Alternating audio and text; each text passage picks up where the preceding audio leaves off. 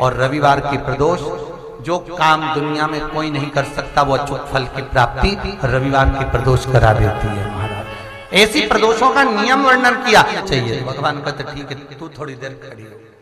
एकादशी सम्मुख खड़ी हुई, पार्वती जी ने जिस अंगुष्ठ का जल पीने के लिए लिया था हाथ में, बस पीने ही वाली थी, शंकर भगवान ने वही हाथ में जल लेकर एकादशी के हाथ में उसको देकर कहा ले, ये मेरे द्वारा निर्मित एक व्रत है जिसे त्रयोदशी के दिन तूने मांगा है, मैं तुझे देता हूं।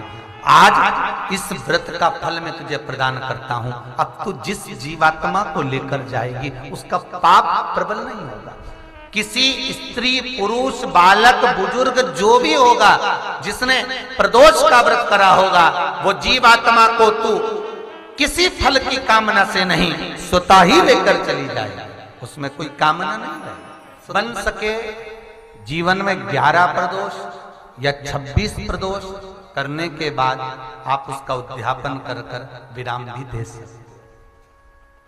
पर जीवन में एक बार प्रदोष का व्रत मौका मिले, जिस कामना से जिस दिन का भाव आपके मन में आए कि मुझे रोग से मुक्ति पाना है तो ये प्रदोष मुझे करना है, मैं रोग मुक्ति के लिए हम जो भी आपके मन में आ रहा है, संतान प्राप्ति के लिए शनिचरी प्रदोष, आप उसका स्मरण करें।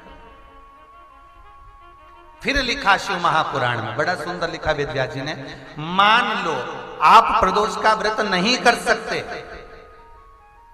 आप अगर व्रत नहीं कर सकते तो प्रदोष के दिन, प्रदोष काल में शाम का समय सूर्यास्त का कुछ पल, कुछ घड़ी के पहले से लेकर बाद तक का प्रदोष काल के अंतर्गत आप शंकर जी के मंदिर में जाकर 1 लोटा पानी, 5 बेलपत्र भी अगर समर्पित करते हैं तो संपूर्ण प्रदोष का फल आपके भाग्य में प्रबल हो जाए। शिव महापुराण में इसका प्रदोष का दिन, प्रदोष काल का समय, भगवान शंकर प्रदोष के दिन, प्रदोष काल में अपने भक्तों के घर पर नंदी के कान में जो बोल कर जाता है, शिवजी नंदी पर बैठकर उस भक्त के दरवाजे पर उसका कल्याण करने के लिए प्रदोष के दिन, प्रदोष काल में पहुंचते हैं। हर हर प्रदोष के दिन, प्रदोष काल में देवाधिदेव महादेव उस शंकर के भक्त के घर जाते हैं जो भगवान नंदीश्वर के कान में कहकर जाता, नंदी के कान में जिसने कहा।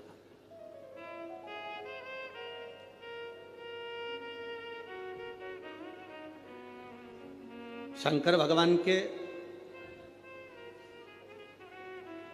इस शिवलिंग का स्मरण आप करेंगे। बीच में जो एक मोटी सी लाइन होती है इसको अशोक सुंदरी कहते हैं।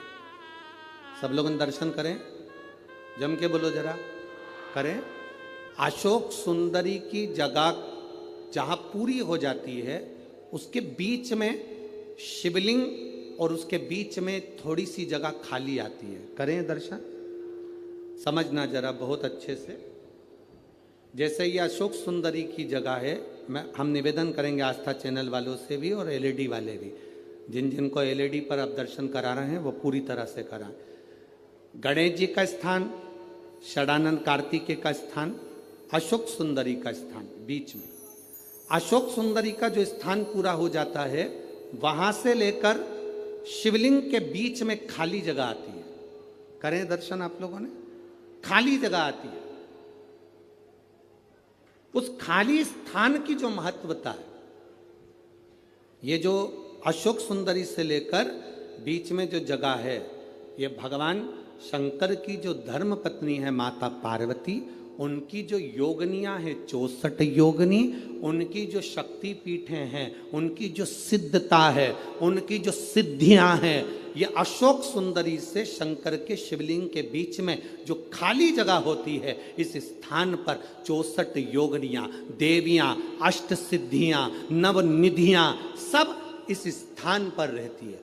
इसलिए हमारे यहाँ शिव महापुराण की कथा कहती है, पूर्ण पूजन के बाद अगर कोई नारी, कोई पुरुष, कोई बच्चा, कोई बुजुर्ग अपने मन की बात का स्मरण इस जगह पर हाथ को रखकर, जैसे किसी के हृदय पर हाथ रखते हैं तो दिल धड़कता हुआ स्मरण होता है, उसी तरह यहाँ स्पर्श करेंगे और स्पर्श कर कर जब अपने मन की बात करते हैं तो देव अधिदेव महादेव नंदी के साथ आकर प्रदोष के दिन कार्य की सिद्धता पूर्ण करते हैं। उस स्थान की मूलता होती है, वो स्थान समझ में आ गई ना जगह? अरे बोलो तो जम के। नहीं समझ में आई हो तो एक बार फिर वापिस समझ लीजिए, फिर समझोगा। स्थान देखिएगा, अपने को भगवान की कृपा से यहाँ नागपुर में शंकर जी का शिवलिंग कोई ने कागज का बनाकर यहाँ जो भेजा, ये काम बाबा की कृपा से आप लोगों के स्मरण के लिए आया। देखिए जरा, गणेश जी का स्थान, कार्तिकेय जी का स्थान, बीच में ये आ गई अशोक सुंदरी की मोटी सी लाइन। अशोक सुंदरी की लाइन जहाँ खड़ी हो खत्म होती है, वहाँ से जो शिवलिंग रखा है, इसके बीच की जो जगह है, ये जो बीच में अशोक सुंदरी के स्थान से लेकर शिवलिंग के स्थान के बीच में जो खाली जगह है, ये 64 योगनियाँ, अष्ट सिद्धियाँ, नवनिधियाँ, सब कुछ मेरे देव अधिदेव महादेव ने माता पार्वती को अपने चित्त वृत्ति के साथ यहाँ अनुमति प्रदान कर रखी है। वहाँ का स्पर्श, वहाँ का मात्र स्पर्श और हमारे दिल की बात, शंभो शरणे पड़ी मांगू घड़ी रे दुख काटो दया करी ने दर्शन। उस स्थान का स्पर्श हमें सुख देता, स्थान का स्पर्श। रविवार की अगर प्रदोष पड़ जाए, कौन से दिन? रविवार की प्रदोष के दिन ये प्रयोग अवश्य कर कर देखिएगा। ज्यादा बार नहीं करना है, केवल एक ही बार करना, बाबा स्वयं कृपा करेगा। अपने मंदिर में, अर्थात अपने घर के पास कोई मंदिर हो, शिवालय हो, देवालय हो, जहां शंकर भगवान विराजमान हो, शिवलिंग हो, ऐसी जगह पर अवश्य करें। हमें कहीं दूर जाकर ये प्रयोग नहीं करना है, अपने शिवालय, अपने जो घर के आसपास में शिवालय हो वो। एक बेलपत्र अशोक सुंदरी वाली जगह। अब उसको अशोक सुंदरी की जगह पर भी चढ़ाने का तरीका क्या है? ये शिवलिंग है, ये जलाधारी है, ये जल बहता है, बीच में जो मोटी सी लाइन है वो अशोक सुंदरी का स्थान, ये जो भाग है षडानंद कार्तिकेय गणेश जी और कार्तिकेय जी का। जलाधारी मतलब माता पार्वती जी का हस्तकमल, शिवलिंग मतलब भगवान शंकर का स्वरूप। ऊपर से जो बूंद बूंद पानी इस पर गिरता है वो शंकर भगवान की 5 लड़कियां, जया, विषहरा, शामलीबारी, दौतली और देव। शिव जी की 5 लड़कियां ऊपर, एक लड़की शंकर भगवान की 6ठे नंबर की अशोक सुंदरी उनके चरणारविंद के पास, उनके गणेश षडानंद कार्तिकेय के मध्य में। जब हम बेलपत्र चढ़ाएंगे तो उस बेलपत्र को चढ़ाते समय आपकी जो बेलपत्र की डंडी है वो बेलपत्र, रविवार प्रदोष के दिन का ये उपाय है महाराज, ये बेलपत्र की जो डंडी है, इस डंडी का भाग शिवलिंग की ओर होना चाहिए। ये जो डंडी है इसका भाग अशोक सुंदरी पर जब चढ़ाएंगे तो शिवलिंग की ओर इसका भाग होगा महाराज। दूसरी, बेलपत्र को जब हम समर्पित करेंगे तो जलाधारी का जया, विषहरा, शामरीबारी, दौतली, देव, मान लो जलाधारी ऊपर नहीं है शंकर जी के, तो उसका स्मरण कर कर 5 कन्याओं का नाम लेकर जया, विषहरा, शामलीबारी, दौतली, देव, इनका स्मरण कर कर शंकर भगवान के शिवलिंग पर बेलपत्र रखेंगे। बेलपत्र कहां रखना है? आप अगर यहां बैठे हो तो आपके विपरीत में डंडी का मुख होना चाहिए। ये बेलपत्र की जो डंडी है इसका मुख आपके विपरीत में हो। आप यहां बैठे हो तो डंडी उधर होगी, आप इधर बैठे हो तो डंडी का मुख इधर होगा, आप उधर बैठे हो तो डंडी का मुख इधर होगा, आपके ठीक विपरीत की ओर डंडी का मुख हो।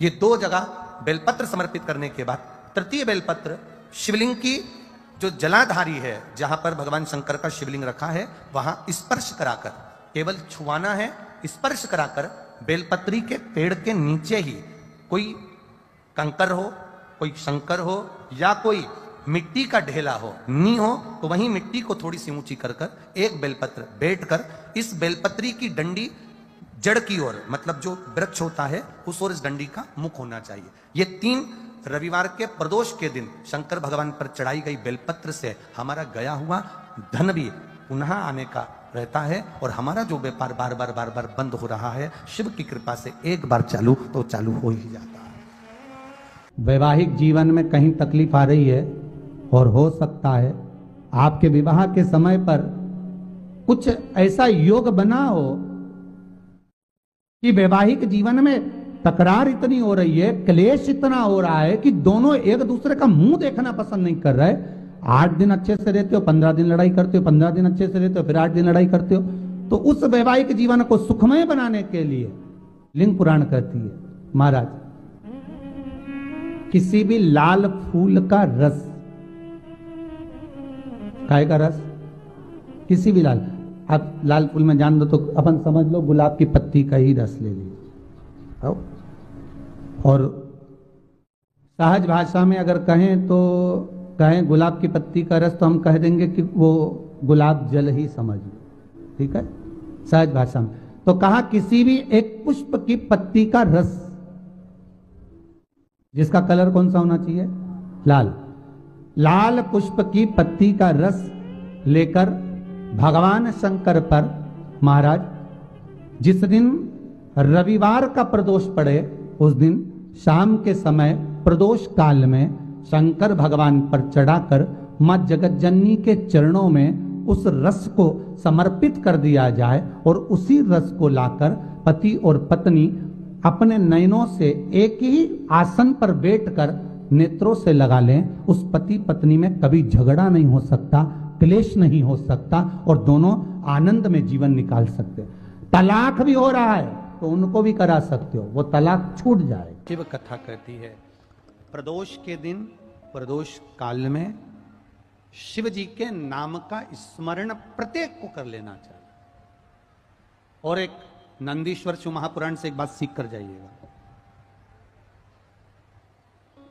अगर आपको लग रहा है कि दुख समाप्ति नहीं हो रहा है, एक बीमारी से उठे दूसरी बीमारी में लग गए, फिर कोई दुख आ गया, फिर कोई दुख आ गया, फिर कोई तकलीफ आ गई, फिर कोई तकलीफ आ गई, बार बार आपको लग रहा है कि दुख पीछा ही नहीं छोड़ रहा, तो नंदीश्वर शिव महापुराण की कथा आपको कह रही है प्रदोष के दिन, प्रदोष काल में 2 जगह दिए लगाना प्रारंभ कर दो। पहला बेलपत्री के वृक्ष के नीचे, पहला दिया प्रदोष काल में, प्रदोष के दिन बेलपत्री के वृक्ष के नीचे, और दूसरा दिया अपने दरवाजे की चौखट के बाहर, मतलब अपन बाहर खड़े होंगे, अंदर की ओर दिया नहीं, बाहर की ओर दिया। एक दिया बेलपत्र के नीचे देवाधिदेव महादेव से प्रार्थना कर कर, हे शिव शंकर, हे गौरी शंकर, हे शिव, आज प्रदोष का दिन, प्रदोष काल में आप भ्रमण के लिए निकलोगे नंदीश्वर के साथ में, ऐसी कृपा करना, आपके लिए मैंने द्वार सजाया है भोलेनाथ, आपकी दृष्टि मेरी चौखट पर भी कर देना, मेरी जिंदगी संवर जाए। इसलिए 2 दीप स्मरण करो। हाँ, अच्छा इशारा करा है, उसे समझ गए हो। जिस दिए को आप लगाओगे प्रदोष के दिन, प्रदोष काल में, एक दिया बेलपत्री के वृक्ष के नीचे लगाया है और दूसरा दिया जब आप घर में प्रवेश करोगे तो राइट हैंड पर ही लगाएं।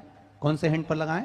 राइट हैंड पर। बहुत बहुत साधुवाद आपको दीदी, धन्यवाद, धन्यवाद दो। उन्होंने इशारा करके बताया कि दिया किस ओर लगाएं, कम से कम अपने को अंदाजा तो लग जावे ना दिया किस ओर लगना चाहिए। साधुवाद था, बहुत बहुत साधुवाद। इसको जागरूक श्रोता कहते हैं, जिनको कथा के प्रति रुचि है और भगवान के भजन के प्रति रुचि है, वो तुरंत भाव से उसको स्वीकार कर ले। तो 2 जगह दीप, पहला कहां पर लगाएंगे? जम के बोलो जरा। बेलपत्री के वृक्ष के नीचे। अब बेलपत्री के वृक्ष को भी समझना, कौन सा वृक्ष होना चाहिए? जो आप खड़े हो, दोनों हाथ ऊपर हो, उस हाथ तक भी उसकी पत्ती को स्पर्श ना हो पाए, मतलब उसकी छाया हमारे पूरे शरीर पर पड़े, तो बेलपत्री के वृक्ष की मूलता का आनंद है। जो छोटे बेलपत्री के वृक्ष होते हैं, छोटे छोटे जो पौधे होते हैं बेलपत्री के, इनको जल डालकर, खाद डालकर सिंचित करो, बड़ा करो, उनको पोषित कर कर बड़ा कर कर कहीं अच्छी जगह उनको लगाओ। ये नहीं कि छोटी बेलपत्री के पत्ते तोड़ लो या छोटे से पौधे के पत्ते तोड़ लो, वो श्रेष्ठता नहीं है। शिव पुराण कहती है वृक्ष वो होना चाहिए जिसकी छाया हमारे ऊपर आए। बाकी के आपके घर में आप बेलपत्री का पौधा लगाते हो, उसको बड़ा करो, बड़ा करने के बाद उसको कहीं अच्छी जगह पर लगाओ जिससे वो बेलपत्री का पौधा बड़ा हो जाए। बड़ा हो जाएगा, हम हैं नहीं हैं, कम से कम वो पौधा रहेगा, वृक्ष बनेगा। वृक्ष बनेगा तो उसकी पत्तियां टूटकर महादेव पर चढ़ेगी तो हमारा कल्याण अपने आप हो जाएगा। आप उसमें लगाइए, आप वो बेलपत्री के पौधे को बड़ा करिए, उसको लगाओ, वृक्ष हो बड़ा। तो पहला दिया कहां लगाएंगे? बेलपत्री के वृक्ष के नीचे। और दूसरा, अपने घर में प्रवेश करते समय राइट हैंड में बाहर। शिव तत्व को जागरण करो। कौन से दिन? जम जम के बोलो जरा। प्रदोष के दिन। कौन से समय? प्रदोष काल, शाम का जो समय हो, शाम का समय, प्रदोष काल का समय भगवान को दीप प्रज्वलित कर दिया। शिव तत्व कह रहा है। नंदी ने शंकर भगवान से कहा आपने वचन दिया था मेरे को, आपने मुझे वचन दिया था, आपने मुझे वचन दिया था भोलेनाथ कि प्रदोष के दिन, प्रदोष काल में नंदी तू मुझे जहां ले जाकर खड़ा कर देगा उसके आसपास में जहां मेरी दृष्टि पड़ेगी वो जो मांगेगा महादेव उसकी झोली खुशियों से भर देगा। से 1000 गुना शिवलिंग में बल की प्राप्ति होती है।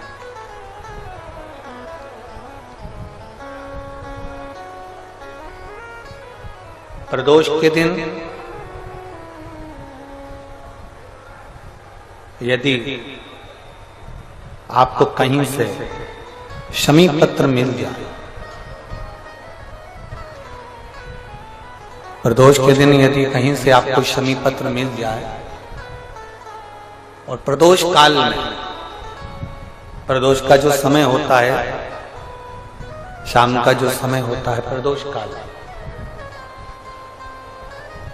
4 प्रदोष 5 प्रदोष आप कर देखिएगा कि आपका कोई काम है, कोई नौकरी के लिए आप अप्लाई कर रहे हैं, कोई समस्या बड़ी विकट आ गई है, कोई तकलीफ, बड़ा गला पकड़ रहा है बेटा, कोई तकलीफ विकट आ गई है, कोई समस्या विकट आ गई है, प्रदोष के प्रदोष काल में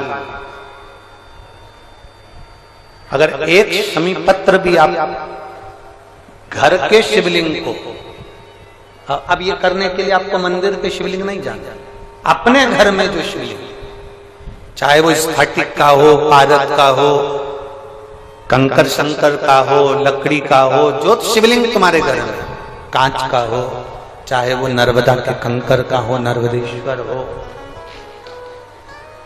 पाषाण का हो, जो शिवलिंग, चांदी का हो, सोने का हो, तांबे का हो, पीतल का हो, जो शिवलिंग तुम्हारे,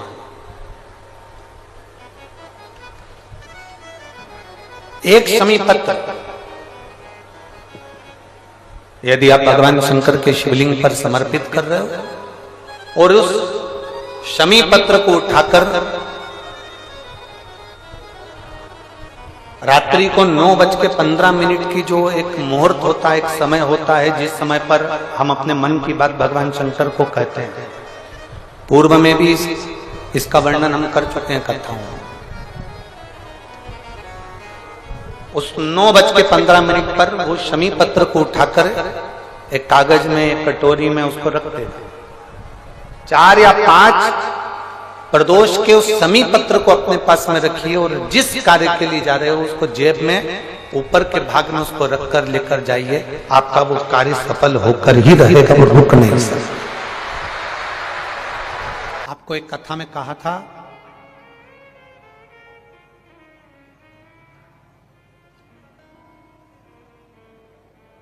कभी ये शिवलिंग है, ये गोल जलाधारी है, ये सामने चरण, करें दर्शन सबने, ये 2 सामने जो चरण हैं इसके बीच में सुख सुंदरी है। कभी कभी विशेष कोई अवसर आए, सोमवार की अष्टमी पड़ जाए या कोई विशेष प्रदोष का दिन पड़ जाए और आपको लग रहा हो कि मेरा महादेव को मैं जल चढ़ाते चढ़ाते इतना समय हो गया, मेरा महादेव नहीं सुन रहा, तब कभी कभी ऐसा मन में आए कि क्यों नहीं सुन रहा, तब लोटा भरकर जब जल लेकर जाओ, गणेश जी को चढ़ाया और सुख सुंदरी को चढ़ाया, षडानंद कार्तिकेय को चढ़ाया, माँ जगत जननी जगदम्बा माँ पार्वती को चढ़ाया, वही जल ले जाकर बेलपत्री के वृक्ष पर चढ़ाया, शिव जी को अर्पण नहीं कर पाए। और सरल भाषा में समझ लो इसको, किसी किसी माता को आपने देखा होगा, किसी किसी व्यक्ति को आपने देखा होगा कि वो शिव मंदिर में जाता है, शिव जी को भले जल नहीं चढ़ाता है, पर शंकर भगवान के मंदिर में जाकर इतनी सफाई कर देता है, जहां शंकर भगवान का कहीं बेलपत्र वगैरह पड़ा हुआ है उसको उठाएगा, बीनेगा, फिर यहां से धोएगा, श्रृंगार करेगा, यहां से साफ करेगा, साफ करके जो पानी जा रहा है वहां साफ करेगा, साफ करके एकदम क्लीन करके फिर शंकर भगवान को पोंछ कर स्नान कराकर जल चढ़ाकर फिर उनका श्रृंगार करता रहता है। कभी कभी आपके साथ में भी ऐसा हुआ होगा, आपने भी करा होगा, ऐसा नहीं कि नहीं करा। कभी कभी सब दूर सफाई के बाद शिवलिंग की सफाई करना भूल गया या शंकर जी के शिवलिंग पर जल चढ़ाना भूल गया, जल चढ़ाकर आ गया। अब आ तो गया पर चिंता देवादिदेव महादेव को लग गई। मेरा था, भक्त था, उपास करता था, शिवरात्रि का व्रत करता था, पशुपति व्रत करता था, सोमवार सावन के करता था, 16 सोमवार करता था, पर आज इसको ना जाने क्या हो गया कि ये मेरे ऊपर जल ना चढ़ाकर सब दूर जल चढ़ाकर चले गया। देवादिदेव माता पार्वती जी से कह देते हैं, सुन पार्वती, अगर कोई भूलवश भी मुझ पर जल चढ़ाना भूल जाए और तेरे हस्त कमल पर जल चढ़ा कर जाए तो पार्वती जितना फल मैं प्रदान करूं उससे दुगना फल तुझे प्रदान करना है, यह शिव कह रहा है। और इसका प्रमाण कहां पर मिलता है? इसका प्रमाण मिलता है महाभारत में, इसका प्रमाण मिलता है श्रीमद् भागवत कथा में। भीम, दुर्योधन और जरासंध तीनों ने तप करा, तीनों बैठे हैं अलग अलग शंकर भगवान का भजन करने के लिए और तीनों शिव जी का भजन कर रहे हैं, तीनों शंकर भगवान का गुणगान कर रहे हैं, तीनों शिव जी का तप कर रहे हैं। और तप करते करते करते करते करते करते भीम को लग गई भूख, चले गया भोजन करने। जैसे ही भोजन करने गया तो कुछ खाने का तो मिला नहीं, केले के पेड़ पे से केला लिया या छील छील के खाकर फेंक दिया, बैठ गया। इतने में देवादिदेव महादेव प्रकट हो गए और महादेव प्रकट होकर तुरंत मेरे शंकर भगवान ने प्रसन्न होकर प्रकट होकर दुर्योधन और जरासंध को देखा और दोनों से पूछा, तुम्हें क्या चाहिए मांगो। दुर्योधन और जरासंध ने कहा, हमको 100 हाथियों का बल दे दो। शंकर भगवान ने कहा, 100 हाथियों का बल? तथास्तु। शंकर भगवान ने तथास्तु तो कह दिया। भीम बैठकर केला खा रहे थे और जरासंध और दुर्योधन जाते जाते हंस दिए। बताओ, इस खबड्डे को देखो, हप्सी को देखो, खाने के चक्कर में इसको आशीर्वाद नहीं मिला और हमको 100 हाथियों का बल मिल गया। किसी पर मत हंसना। दुर्योधन और जरासंध भीम पर हंसे थे और दुर्योधन और जरासंध भीम पर हंस दिए। भीम का मुंह उतर गया, चेहरा उतर गया, केला छोड़ा, भीम तप करने चले गया। तप करने गया तो भीम जान गया कि मैं अब तप करूंगा तो महादेव का नहीं करूंगा, पार्वती जी का करूंगा। अभी आपको कथा में कहा था कि केवल जलाधारी भी अगर आप स्पर्श कर कर बेलपत्री आदि कादिक जो निर्माल्य पड़ा हुआ है उसको उठाकर, बहुत बड़ा दोष है एक, शायद आपने भी जिंदगी में कभी करा होगा, अब कर दिया हो, अब मत करना। कौन सा दोष? जैसे ये शिवलिंग, ये जलाधारी, ये मट्टी का दिया जलता हुआ, लोग भगवान को दिखा के जो ये जलाधारी होती है ना, इसकी जो किनोर होती है ना, कई लोग उस दिए को इस किनोर पे रख देते हैं, कई लोग नारियल को, श्रीफल को इस हस्त कमल पे जहां शिवलिंग रखा हुआ है यहां रख देते हैं। ये दोष है, ये शिव महापुराण का दोष है। शिव पुराण कहती है अगर पशुपति व्रत कर रहे हो, आप कोई व्रत कर रहे हो, कोई कामना कर रहे हो, तुम्हारे पास में अगर श्रीफल, पशुपति व्रत करने के बाद 5वें दिन भी अगर तुम श्रीफल चढ़ा रहे हो, तो वो श्रीफल ये जलाधारी पर नहीं रखना है, उस श्रीफल को भेंट के साथ में शंकर भगवान की जलाधारी शिवलिंग इसके ठीक सामने नीचे जमीन पर रखना है। उसका फल ये होता है कि तुमने जो पशुपति व्रत करा, शंकर भगवान ने उसको स्वीकार कर लिया और वर प्रदान कर दिया।